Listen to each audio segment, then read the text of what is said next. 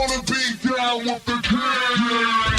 It's the Sports Kings. Sports Kings. Big Mike. He might fall off the wagon in the next 10 minutes. Rob Calloway. It's about bringing talent. It's not about all the flash and glitz and glam. Not your average sports talk show. The Sports Kings. This is NFL legend, Work Done. This your boy D. Howard, a.k.a. Superman. I'm Jerome Bettis, the bus. It's Cam Newton. Holla at your boy, already. This is Hank Aaron, and I'm down with the king. Tell a friend, Kings is back.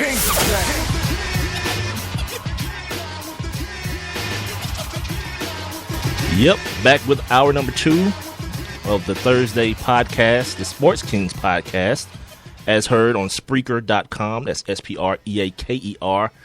It's like speaker with an R in between the P and the E. We're also available if you want to conversate with us while you're listening to the show at Sports Kings Live, Twitter, Instagram, and Facebook. We're also on the email at sportskingslive@gmail.com. Looking for sponsors, looking for commentary, conversation. What do you guys think about what we're doing? This is coming towards the end of the third week of us doing this. I'm having a real problem getting my word. I already got mumble mouth, like just naturally. I'm having a real problem getting my words out today for some reason. Like, I don't know if Today? I don't know. Maybe because I haven't really spoken today. I didn't record anything today, like work wise. Oh yeah, so your jaw's not loose. Yeah, so So it could be too tight. I don't know. You've been sure. And you're a child. You know what you in the last hour, we talked a lot about the March Madness craze that's going on right now, and how all these high seeds are knocking off these low seeds, knocking off these high seeds locally here. The Georgia State Panthers have advanced to the round of 32. Just down the road here, UAB, the University of Alabama at Birmingham, shot to the ham. They've advanced after beating Iowa State. We just found out that VCU has gone down. Shaka Smart's boys have gone down to Ohio State, the Ohio State University. So, yeah, and I made the comment that now I truly don't believe that Kentucky will run the table. Like, something that happened, like Karl Anthony Towns or getting foul trouble in, like, the first 2 minutes of the game. And, the other kid, the other big kid will get hurt or something or Lyles or something happen to him, or the other twin.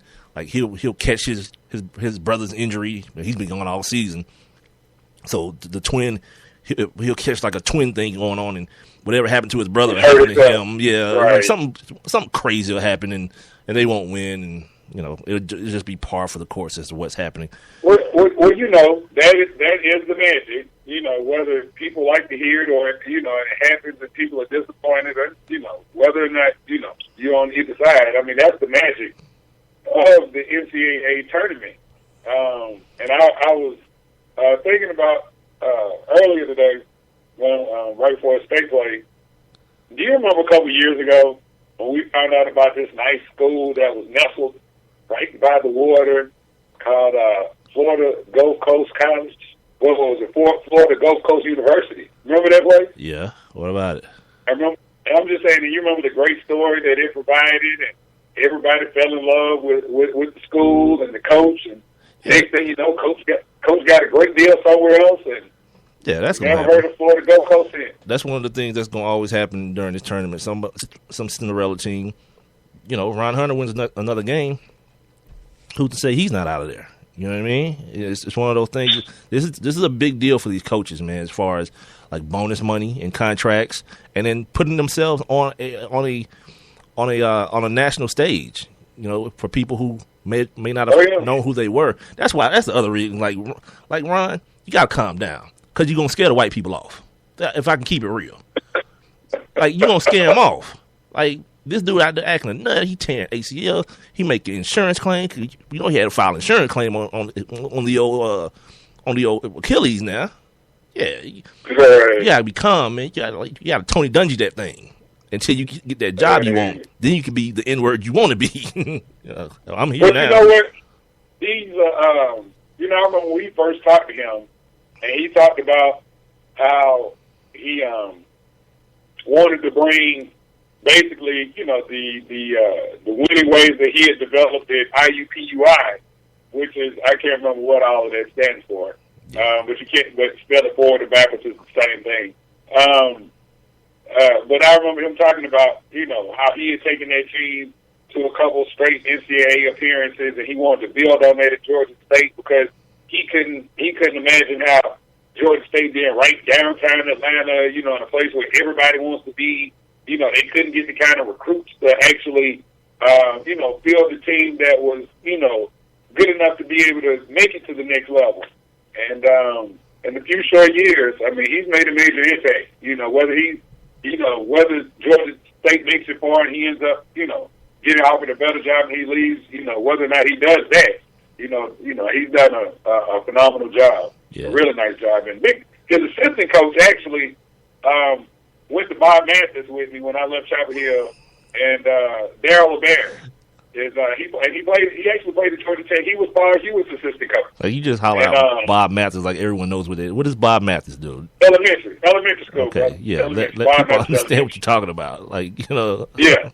I forget we talking to everybody. Right. This is different now. It's different than the old AOK days and, you know, whatever. It's like we worldwide. You know, it's a worldwide situation. Speaking of, man, our Spain people fell off, cuz. I checked the ratings the other day. Yeah, for the last 7 days, they not there no more. What happened? Hey, you know what you got to do when you tag the show. You got to put soccer. You got to put like one of those teams over there in Spain. You got to put that in Real Madrid. I'm not doing that.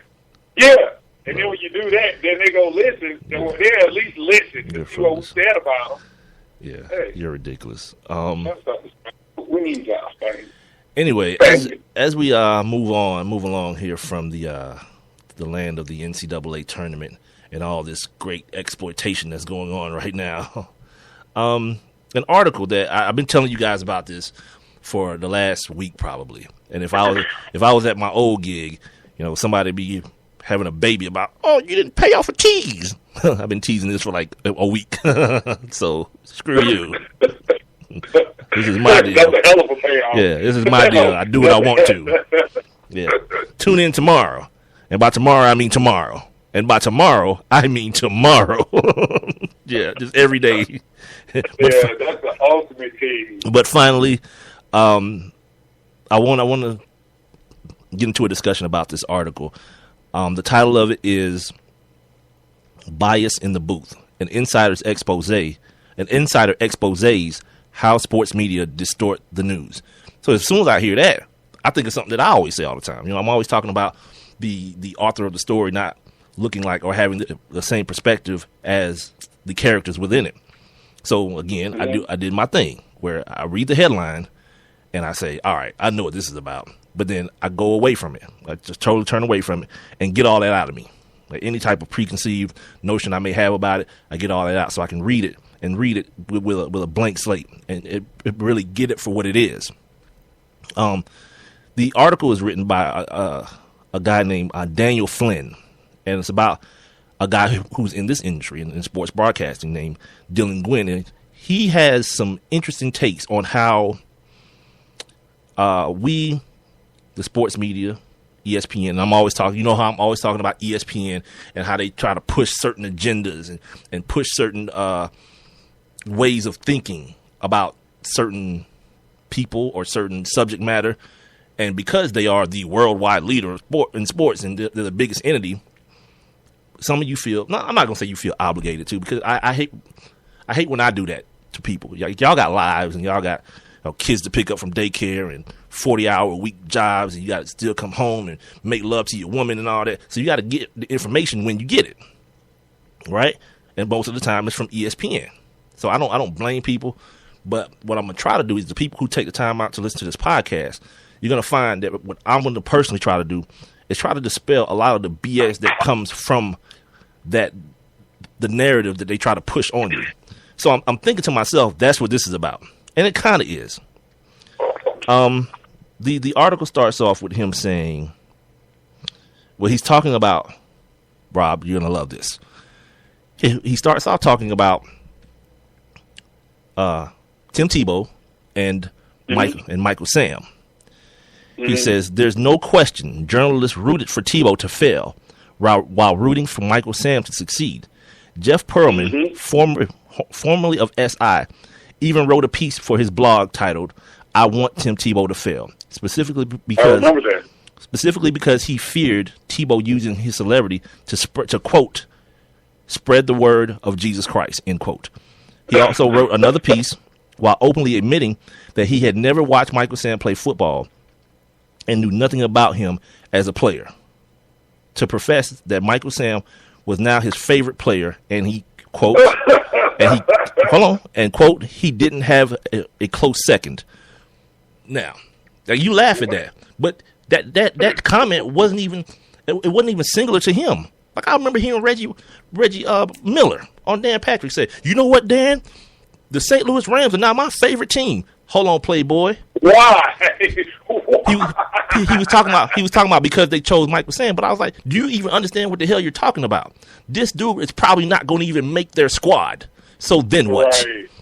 So then what? Were the Cowboys their favorite team then? Right. Like, after when he got signed to the practice squad? Like, yeah. And here's my point with all this stuff. Like, you don't have to be that dude that feels some sort of pressure. And this is what this guy is talking about. This is what this guy Dylan Gwynn is talking about. That public pressure that these sports entities put on people to feel like you have to be either far on this side or far on this side. Like, when you start talking about, like, I hate Tim Tebow and I hope he fails, why? Why? Like, he's going to spread the gospel of right. Jesus Christ. You know what? Tim Tebow just can't play football. And I don't want to see him on my TV. The same way I don't want to see any bad basketball player. I was talking to Rob the other day about the by the way, check out Bleacher Report, y'all. For my baseball fans out there, there's a good write-up. I think I tweeted it. I did. I actually tweeted it from our Twitter account at Sports Kings Live. There's a Bleacher Report write-up on the Braves and their whole master plan or whatever, and that they're probably not in as bad a shape as people think they are. People like me think they are. And I only bring it up to say. I only bring it up to say that I was telling Rob, like, I'm not trying to watch no bad baseball. Like, I'll endure baseball, but I'm not trying to watch bad baseball. That ain't happening. So the same thing. I'm not trying to watch bad quarterbacking. So no, Tim Tebow don't need to be in the NFL. Nowhere. And all the idiots that was like, you know what? Moving a tight end. Come on, man. It's people who get drafted to play tight end that can't play tight end in the league. What has Tim Tebow done to make you think he can line up and block Trent Cole? You know what I mean? Like, what has he done to make you think that's going to happen? Or he's going to run by somebody? Well, you know what it is. People just see that dude's natural toughness, and they just kind of,